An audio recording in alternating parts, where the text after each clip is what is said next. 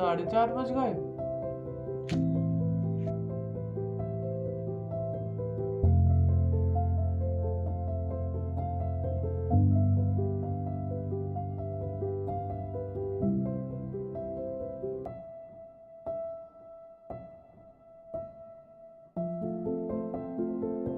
This is part 2 and part 1 is already uploaded, you can check it from here. Now story continue करते हैं।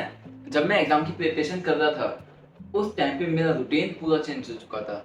मतलब the character I always criticised I become the same. Those who knows me they knows that I am a morning person.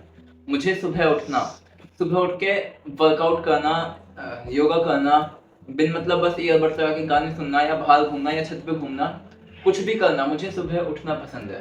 पर उस time पे I became a night out. मैं रात को जाग कर पढ़ने लग गया। इसलिए नहीं क्योंकि this is a productivity hack, but क्योंकि नाइट साइलेंट होती हैं। रात में आपकी मम्मी आपसे ये नहीं कहती कि दूध गैस पे रखते, बार बार आपकी दीदी आपका गेट नहीं खोलती, आपका नहीं, आपके रूम का गेट नहीं खोलती, और रात में कोई फ़ोन पे नोटिफिकेशन नहीं आती, कोई कॉल नहीं आती। जब मैं रात को पढ़ता था तो ऑब्वियसली नींद आती थी, पर मैं क्या करता था कि बीच बीच में 5-6 मिनट के लिए फ़ोन उठा के स्क्रॉल करने लग जाता था, जिससे कि मैं उठा रहूँ, जगा रहूँ और एक्टिव रहूँ। तो ये करना कठिन तो होता था कि मैं 5 से 6 मिनट बाद फ़ोन रख दूँ, पर मेरे लिए कठिन नहीं था, क्योंकि मुझे पता है कि मुझे जो एग्ज़ाम क्रैक करना है उसमें क्वेश्चंस इसी बुक में से आएंगे। यही सिलेबस है, ये जो अभी मैं पढ़ रहा हूँ इसी में से कल कोई क्वेश्चन आएगा जिसे सही मार्क करने की वजह से मुझे 1 मार्क मिलेगा। तो मैं कैसे प्रोक्रास्टिनेट कर सकता हूँ कि मैं नहीं पढ़ रहा। मैं नहीं कर पाता था। 5-6 मिनट बाद फ़ोन यूज़ करने के बाद मैं फिर से अपने फ्लो में वापस आ जाता था। तो ऐसे करके मैं रात को पढ़ने लग गया। अब मुझे ये चीज़ बहुत फ़ायदेमंद लगी। पहली बात, मैं रात को लाइब्रेरी जैसे माहौल में पढ़ाई करता था। दूसरी बात, सुबह 7 बजे जब घर में सब लोग उठते हैं तो सब अपने काम में लग जाते हैं। किसी को अपना रूम साफ़ करना है, मुझे अपना रूम साफ़ करना है, और पूजा करनी है, नहाना धोना है, इतने काम होते हैं सुबह के, सब काम में लग जाते हैं। पर उस टाइम पे मैं सो रहा होता था। मज़े की बात यह है कि कोई मुझे उठा भी नहीं सकता था। मुझे याद है मेरा छोटा भाई जब मुझे उठाने आया था एक दिन, तो यश उठा रहा था मुझे, मैं थोड़ा थोड़ा होश में आया तो मम्मी यश को डांटती हैं कि ओए उसे सोने दे, उसने रात भर जग के पढ़ाई करी है। तो ये तो मतलब वही होगी ना कि आम की आम और गुठलियों के भी दाम। आपने रात भर जग के लाइब्रेरी जैसे माहौल में पढ़ाई करी और सुबह जब काम का वक्त है तब आप सो रहे हो, कोई आपसे कुछ कह भी नहीं सकता।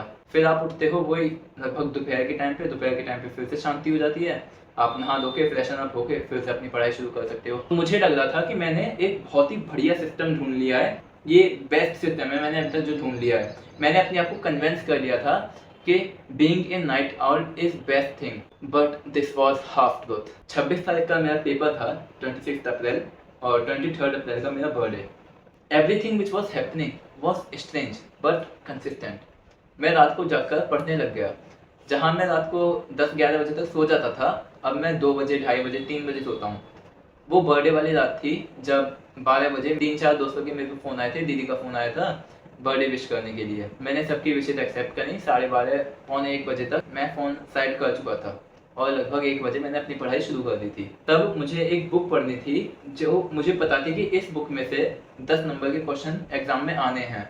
तो वो बुक मुझे उस दिन शुरू करनी थी एग्ज़ाम से 3 दिन पहले। मैंने रात में लगभग 1 बजे से 4:30 बजे तक वो बुक आधी कंप्लीट कर दी थी, और आधी कंप्लीट करने के बाद I was like relax and I was happy कि मैं अपने बर्थडे वाले दिन रात को 3.5 घंटे पढ़ चुका हूँ, आधी बुक कंप्लीट कर चुका हूँ, और मुझे पता है कि 10 मार्क के क्वेश्चन इसमें से आएंगे। तो रफ कैलकुलेशन के साथ मैं 5 मार्क ऐसे ही 3.5 घंटे में सिक्योर कर चुका हूँ, ऐसा मुझे लग रहा था। मैं ऐसे खुश हुआ, बर्थ लगाए हुए मैं बाहर गया और थोड़ा घूम फिर के आया। तो उस रात जब मैं बाहर निकला था, रात क्या सुबह ही हो चुकी थी, जब मैं बाहर निकला था आधी बुक कंप्लीट करने के बाद, तो मैंने कुछ सेल्फीज ली थी। ये रही वो सेल्फीज मेमोरीज के लिए। और थोड़ा घूम फिर के आया और आके सो गया। तो मैं 5 बजे सो जाता हूँ और फिर सुबह उठता हूँ 8 बजे। अब चीज़ें थोड़ी चेंज होना शुरू होती हैं। मैं मम्मी पापा के पास जाता हूँ और वो मुझे बर्थडे विश करते हैं। और ये हमारे घर में पता नहीं क्या एक रिवाज सी चली आ रही है कि हर बर्थडे पे मम्मी उसे एक आउटफिट गिफ्ट करती हैं, ऐसे ऊपर शर्ट और नीचे पैंट, ऐसे कंबाइन एक आउटफिट गिफ्ट करती हैं। पर इस बार मेरे बर्थडे पे पिछले 15-16 साल में ये पहली बार था कि इस बार मेरे बर्थडे पे वो नहीं हुआ। मुझे नहीं पता क्यों नहीं हुआ, पर मम्मी ने मुझसे कही कि तू अगर एग्ज़ाम क्रैक कर लेगा तो उसका गिफ्ट एग्ज़ाम क्रैक करने का और बर्थडे का दोनों का कंबाइन गिफ्ट दे देंगे जो तू कहेगा। मैंने कि ये क्या बात हुई, मतलब बर्थडे का तो अलग होता है। पर मैं ऐसे मान गया, हाँ ठीक है। और ये एग्ज़ाम करते करते मेरा बर्थडे किसी ने सेलिब्रेट नहीं करा, क्योंकि उन्हें लग रहा था कि अगर वो मेरा बर्थडे सेलिब्रेट करेंगे तो मेरा टाइम वेस्ट होगा, जिसमें मेरा नुकसान होगा कि मैं एग्ज़ाम के लिए प्रिपरेशन नहीं कर पाऊँगा। तो मेरे लिए मेरा बर्थडे सेलिब्रेट नहीं करा गया, मेरी खुशी के लिए। बहुत स्ट्रेंज सी थिंग है ना। इसलिए मैं उस दिन उदास भी नहीं था। मेरा बर्थडे, केक तो रात को काट ली थी बस ऐसे ही, कि केक तो हर साल कटते तो ऐसे करके काट ली थी केक। पर मेरा बर्थडे इस बार सेलिब्रेट किताबों के साथ हुआ था, स्ट्रेंजली, पिछले 15-16 सालों में पहली बार। और मैं उस दिन उदास भी नहीं था, मैं खुश था कि मैं बर्थडे वाले दिन ऐसे नॉर्मल ज़िंदगी कैसे जी रहा हूँ। मज़ा सा आ रहा था, थोड़ा अजीब भी लग रहा था, पर वो अजीब जो है इतना ऐसा दुखदाई नहीं था, ऐसा ठीक लग रहा था कि हाँ भी चल रहा है। अब वो सोच के थोड़ा अजीब लगता है कि यार बर्थडे पे कुछ ना कुछ सेलिब्रेशन होना चाहिए जिससे कि हमें याद रहे, हर साल मेमोरेबल होनी चाहिए। तो उसके लिए मैं एक नई वीडियो लाऊंगा, जो मैं एक एक्सरसाइज शुरू करने वाला हूँ जिससे कि मैं हर दिन मेमोरेबल बनाऊँ, हर दिन की एक याद हो। और साल के एंड में, मेरा साल मतलब वैसे नहीं कि हैप्पी न्यू ईयर वाला, साल के एंड मीन्स कि मेरा बर्थडे जब फिर से आता है तो मेरे पास उस पूरी साल की मेमोरीज होनी चाहिए। इसके लिए मैं कुछ शुरू करने वाला हूँ, आने वाली 1-2 वीडियो में आपको पता चल जाएगा। तो ऐसे करके जैसे हम अपने बर्थडे का वेट करते हैं बहुत टाइम तक कि बर्थडे आ रहा है, अब 1 महीना बचा है, 1 हफ्ता बचा है, 4 दिन बचे हैं, 3 दिन बचे हैं, वो बर्थडे शांति से निकल गया, मुझे पता भी नहीं पड़ी, ऐसा इग्नोर सा हो गया बर्थडे। तो ऐसे ही बर्थडे को इग्नोर करते करते मैं कोचिंग के लिए निकल जाता हूँ। मैंने एक कोचिंग की टेस्ट सीरीज ले रखी थी, तो टेस्ट देने के बाद आई वॉज शॉक्ड। जो मैंने रात को पढ़ा था वो क्वेश्चन मेरे सामने थे, पर मैं आंसर नहीं दे पा रहा था। 10 में से 8 क्वेश्चन में मैं कंफ्यूज था, मुझे हर ऑप्शन रिलेटेबल लग रहा था। मुझे पता है कि मैंने ये रात को पढ़ा है, भाई मैंने पढ़ा है, पर मैं आंसर मार्क नहीं कर पा रहा। 10 में से मेरे 2 आंसर ठीक थे और 8 गलत। ये फायदा होता है रात की पढ़ाई का। तो अपना ये खराब दिमाग लेके मैं घर पे लौट रहा होता हूँ, ये सोचते हुए कि मेरे साथ हो क्या रहा है। रात को मैंने पढ़ाई करी है और सुबह में मॉक टेस्ट में आंसर नहीं दे पा रहा। 2 दिन बाद मेरा एग्जाम है, मैं एग्जाम में क्या करूंगा। तो घर पे पहुंच के मेरी दीदी का फोन आता है, वही दीदी जिनकी अभी 4-5 महीने पहले शादी हुई थी। तो मैं खुश हो जाता हूँ कि इनकी तो नई शादी हुई है, शायद कुछ बढ़िया सा गिफ्ट सोचा होगा।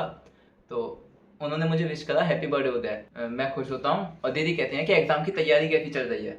तो मैं रिप्लाई करता हूँ कि तैयारी वगैरह छोड़ो, आप मेरा गिफ्ट बताओ, आज मेरा बर्थडे है।